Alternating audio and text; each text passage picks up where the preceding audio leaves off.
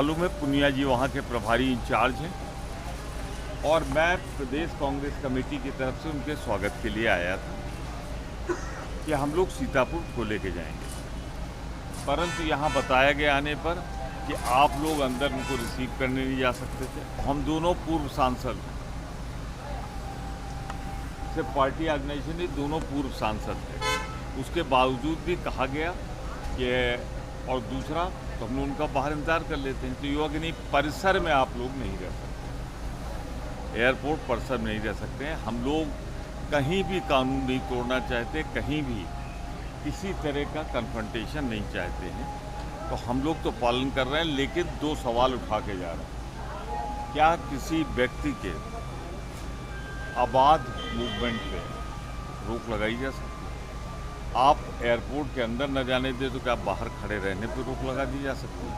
क्या मुख्यमंत्री छत्तीसगढ़ से कोई खतरा है?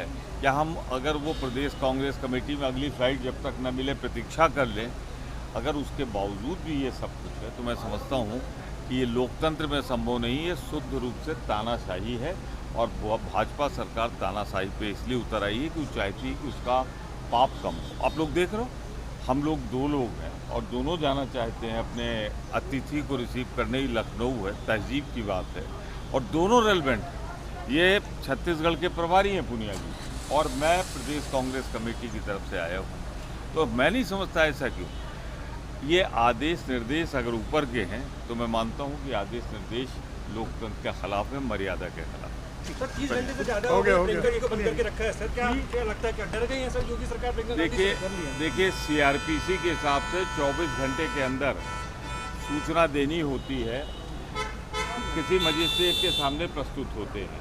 क्योंकि मजिस्ट्रेट के सामने प्रस्तुत होते हैं, 24 घंटे ज़्यादा हो गया तो देखिए ये दुर्भाग्यपूर्ण है। जैसे कि आदरणीय प्रमोद तिवारी जी ने कहा, भूपेश बघेल जी छत्तीसगढ़ के मुख्यमंत्री हैं और मैं छत्तीसगढ़ कांग्रेस का प्रभारी हूं और मैं उनको रिसीव करने के लिए यहाँ नहीं आ सकता, ये कैसी विडंबना है। सांसद और दूसरा, सांसद प्रमोद तिवारी जी पूर्व सांसद हैं, मैं पूर्व सांसद हूँ और हम एक जिम्मेवार व्यक्ति हैं और उनका हर हालत में जाना जायज़ है।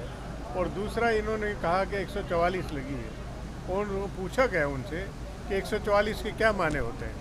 4 से ज़्यादा लोग अगर इकट्ठे हों, हम तो दो ही हैं, प्रमोद तिवारी जी और पीएल पुनिया दो ही लोग हैं, और हम लोग दो ही अंदर जाना चाहते। दो के अलावा हमने रिक्वेस्ट भी नहीं किया।